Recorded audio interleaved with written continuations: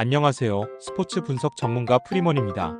여러분이 알기 힘든 스포츠 세계의 숨겨진 정보와 승리 패턴, 오늘 제가 다 파헤쳐 드리겠습니다. 스포츠 토토, 더 이상 혼자 분석하기에는 한계가 있습니다. 제 영상을 통하여 쉽게 분석하고 조금 더 적중에 가까워지는 마법을 경험하셨으면 좋겠습니다. 또 매일 구하기 힘든 자료와 정보를 무료로 제공해 드리고 있으니 관심 있으신 분들은 꼭 연락주세요. 적중률을 올리는 방법은 전문가와 함께하는 것입니다. 김천 상무는 포메이션은 4-4-2이며 박상혁은 직선적인 드리블과 속도감을 활용한 측면 돌파에서 강점을 보이며 이동주는 공간 침투와 볼 운반 모두 뛰어나며 순간적인 방향 전환으로 수비수를 벗겨내는 데 능합니다.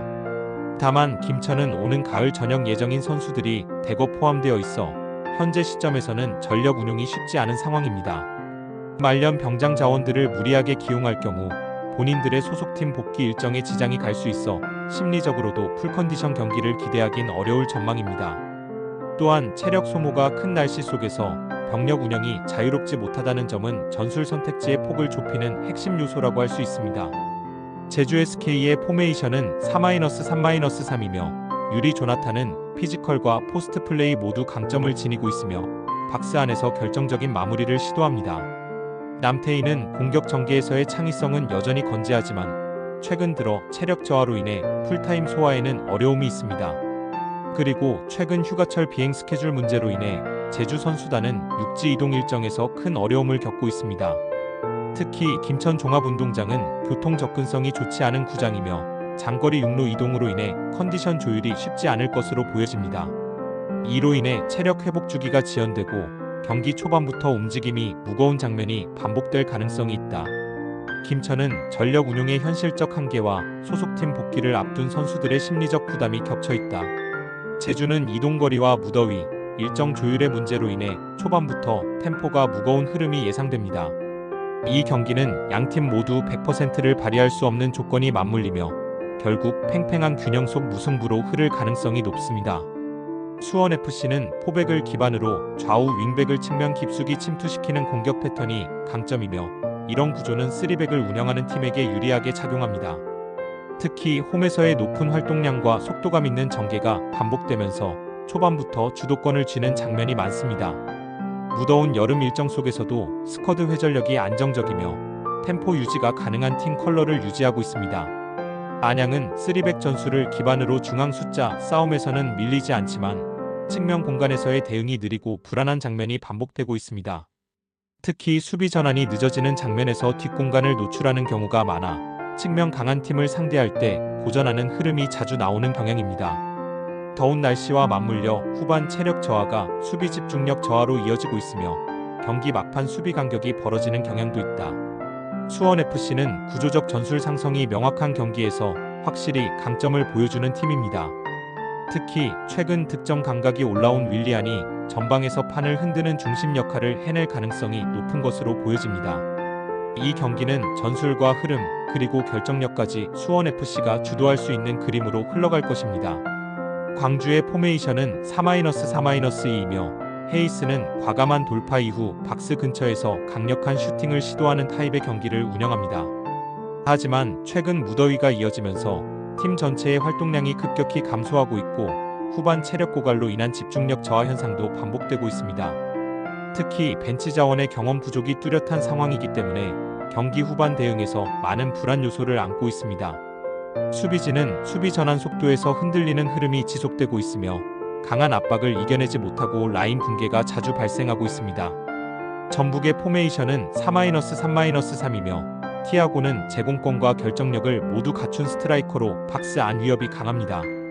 전진우는 중원에서의 볼 간수와 전진 패스 시야가 뛰어나며 김진규는 후방 빌드업과 압박 회피 능력이 뛰어난 자원으로 평가됩니다. 무더운 날씨에도 불구하고 선수층이 두텁기 때문에 체력 관리 면에서 확실한 우위를 점하고 있습니다.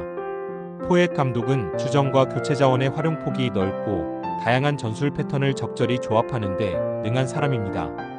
광주는 콤팩트한 수비와 빠른 전환으로 저항을 시도하겠지만 선수층과 체력 면에서 큰 약점을 드러내고 있는 반면 전북은 전력의 깊이와 선수 기용폭에서 압도적인 우위를 점하고 있으며 경기 운영에서도 여유가 있습니다. 이승우, 권창훈 등의 교체 자원이 후반 흐름을 뒤집는데 효과적인 카드로 작용할 가능성이 높은 것으로 보아 이 경기는 결국 후반 체력전 양상에서 전북이 더 많은 찬스를 만들고 마무리까지 가져갈 가능성이 높습니다. 부산의 패싱과 이동수는 전개 과정에서 공간을 열어주는 역할에 치중돼 있고 직접적인 공격 전개는 크게 제한되고 있습니다. 최근 화성과의 맞대결에서도 상대 압박에 쉽게 밀리며 허무하게 실점했고 전체적으로 전술 완성도가 무너진 모습이 보여집니다. 세컨볼 경합과 역습 수비 대응도 미흡한 상황이 이어지고 있으며 중원 압박에 취약한 구조가 반복되고 있는 것이 현재입니다. 부천의 최근 경기에서는 티아기뉴와 박창준을 윙백으로 기용하면서 실질적으로는 5명의 공격수를 운영하는 변칙 전술이 빛나고 있습니다. 직전 경기에서 무려 5득점을 올린 것은 이와 같은 과감한 전술 전환과 전방 자원 간의 완성도 높은 연계가 핵심으로 꼽힙니다. 특히 상대 밀집 수비를 흔드는 좌우 전환 플레이와 중거리 슈팅 시도도 늘어나고 있어 다채로운 공격 루트가 형성되고 있습니다. 부산은 단조로운 공격 패턴에 대한 노출과 수비 집중력 저하라는 구조적인 한계를 드러내고 있습니다. 반면 부천은 다양한 공격 조합과 전방 변칙 활용으로 전술적 주도권을 쥐고 있으며 현재의 흐름을 그대로 이어가고 있고 외국인 공격수들의 연계 완성도와 윙백을 활용한 전진 타이밍이 완벽하게 살아나고 있는 시점입니다. 이 경기는 흐름과 완성도, 심리 모두에서 부천이 앞서며 반드시 승부를 가져갈 기회로 예측됩니다. 천안의 이광진은 중원에서 전개와 수비 커버 모두를 책임지는 중심 자원으로 전환 시점에서의 밸런스 조율 능력이 뛰어납니다. 무엇보다 김태환 감독은 상무에서의 풍부한 실전 경험을 바탕으로 경기 운영과 상황 판단, 전술 전개에 있어 일관성과 명확성이 있습니다. 라인 밸런스와 압박 타이밍 모두 정교하게 설계되어 있으며 공격과 수비 사이의 거리 조절도 안정적입니다. 경남은 브루노 코스타는 공을 몰아주는 전개에서는 반짝하지만 패턴이 읽히면 금세 수비에 차단당하며 영향력이 제한되고 있습니다. 해나는 투입된 이후 드리블 돌파는 인상적이지만 마무리에서의 선택이 아쉽고 일관된 흐름을 만들지는 못하고 있는 실정입니다. 외국인 자원 보강으로 기대감을 키우고는 있지만 이의룡 감독의 전략 구성 능력과 실전 대응은 그 기대를 받쳐주지 못하고 있습니다. 경기 내내 불안한 전술적 밸런스와 느슨한 수비 간격은 상대에게 충분한 공간을 허용하며 후반 집중력 저하도 반복됩니다. 천안은 라인 밸런스와 전술 구조가 안정된 팀으로 상대 약점을 정확히 공략하는 패턴이 자리를 잡아가고 있고 김태환 감독의 경험치는 전반적인 경기 설계에 깊이를 더하고 있으며 후반 흐름 제어 능력도 돋보이고 있습니다. 반면 경남은 보강된 외국인 자원을 제대로 활용하지 못하고 있으며 전술 완성도 자체가 흔들리고 있는 상황으로 이 경기는 천안이 탄탄한 조직력과 흐름 제어로 승기를 잡아갈 가능성이 높습니다. 충북의 페드로는 박스 안에서의 위치 선정과 세컨볼 반응이 뛰어나지만 압박을 받을 경우 연계 플레이에서 흔들리는 모습도 자주 보입니다. 김영환은 2선과 3선을 연결해주는 허리라인의 중심 역할을 맡고 있으나 빠른 압박에 노출될 경우 볼 배급이 끊기는 장면이 잦습니다. 수비 시에는 3백 사이 간격 유지에 어려움을 겪고 있으며 전환 속도에 비해 압박 회복력이 다소 느린 단점이 아쉽습니다. 특히 경기 후반으로 갈수록 체력 부담이 증가하며 실점으로 이어지는 구조적 문제점은 아직 파헤치지 못한 것으로 보여집니다. 김포의 박동진은 왕성한 활동량을 바탕으로 수비 압박부터 전방 침투까지 넓은 범위를 커버하는 유틸리티형 스트라이커입니다. 디자우마는 미드필드에서 연결고리 역할을 하며 루이스와 박동진 사이의 유기적인 움직임을 만들어내는 역할을 수행하고 있습니다. 김포의 가장 큰 강점은 전방 압박에서의 강도이며 상대 수비 라인을 끌어내 공격 기회를 빠르게 창출하는 전략이 특징으로 후반으로 갈수록 오히려 공격 템포가 더 빨라지는 체력 구조를 기반으로 역전 흐름이나 후반 압도 시나리오도 자주 등장합니다. 충북 청주는 체력과 압박 회복 구조에서 명확한 한계를 드러내고 있으며 수비 전환 속도도 눈에 띄게 떨어지고 있습니다만 김포는 압박과 활동량, 마무리 결정력까지 경기 내내 일정한 템포를 유지하고 있는 팀입니다. 특히 후반으로 갈수록 위협적인 루이스의 결정력이 경기 승패를 좌우할 수 있는 결정적 무기로 작용할 수 있습니다. 이 경기는 김포가 체력 우위와 전술 일관성으로 경기를 장악할 가능성이 높습니다. 충남의 데니소는 측면에서 돌파와 컷신 모두에 능하며 간헐적인 중앙 침투로 박스 안을 적극 공략합니다. 손준호는 후방 빌드업과 중원 압박에서 핵심 역할을 맡고 있으며 볼 배급과 커버 능력 모두 우수한 밸런스의 선수입니다. 무엇보다 아산은 수적 우위를 점할 수 있는 중원 전술을 활용하고 있어 경기 주도권을 쥐는데 강점을 가지고 있습니다. 최근 들어 중원 라인에서의 압박 강도와 전방 연계가 점점 정교해지며 경기 전체 흐름, 장악도가 높아지고 있는 팀입니다.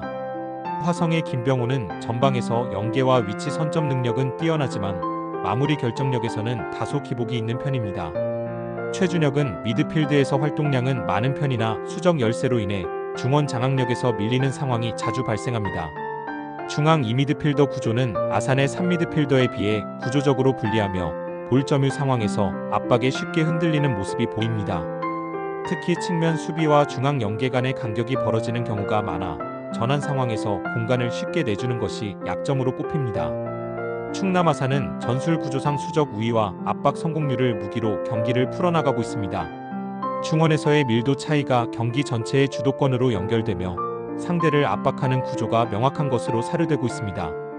반면 화성은 여전히 단순한 전개 구조와 중원 전환 불안정으로 인해 경기 후반으로 갈수록 조직력이 쉽게 흔들리고 있습니다. 이 경기는 충남 아산이 전술과 흐름 모두를 장악할 수 있는 기회이자 리그 제도약의 분기점이 될 수 있는 경기로 평가됩니다. 영상을 유익하게 보셨다면 구독과 좋아요 부탁드리겠습니다. 적중률을 올리는 방법은 전문가와 함께하는 것입니다. 혼자 하기 힘들다고 느껴지시거나 쉽게 알기 어려운 정보들과 픽을 받고 싶다면 저 스포츠대장 프리먼을 찾아주시기 바랍니다. 더 자세한 정보는 댓글로 확인 부탁드립니다.